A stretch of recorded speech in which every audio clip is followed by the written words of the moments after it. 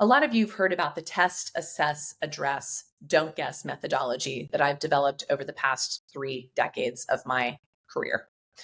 What this means is, let's just take an example. Let's take an example of a woman in her 40s diagnosed with stage 4 breast cancer. And you compare her to 9 other women in their 40s diagnosed with stage 4 breast cancer. Those women, per standard of care, are given the same treatment no matter why they got the cancer. That often confuses people when I say that. And when I say that, what I mean is what chronology and what events and what life style and what exposures led to that moment that allowed a diagnosis to be present. That then will also help us understand what is the best path forward in supporting this patient back to optimal health. That's where enter test, assess, address, don't guess. By test, that could be a full-on intake, a questionnaire about your personal and medical family history, what we call your HPI, your history of pertinent, health issues. This is also looking at where you grew up. This is looking at your family of origin. This is looking at your supplements, your medications, any conditions, preconditions you've had. That is a test. That's an inquiry, more through a questionnaire.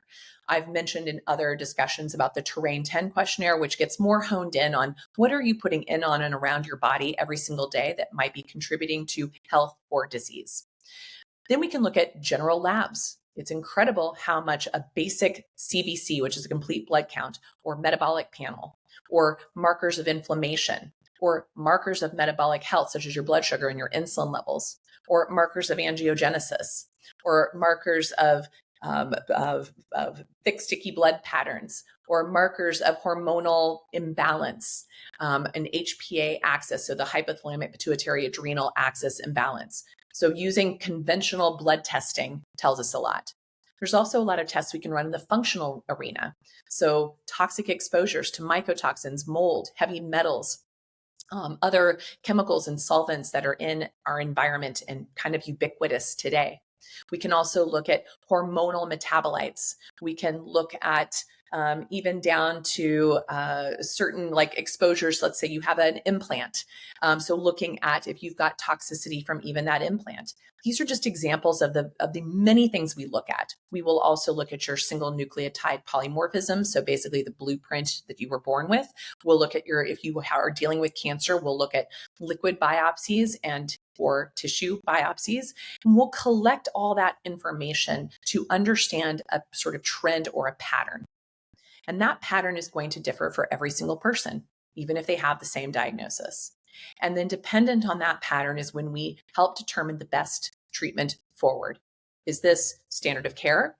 Is this an adjusted form of standard of care? So for instance, a lower dose of chemotherapy, or an intratumoral injection of immune therapy versus a systemic treatment?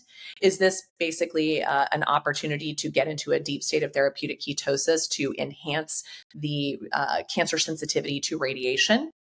Those are some examples. And then what are some of the best supplements or herbs or integrative therapies that have been shown to best address the patterns you're dealing with?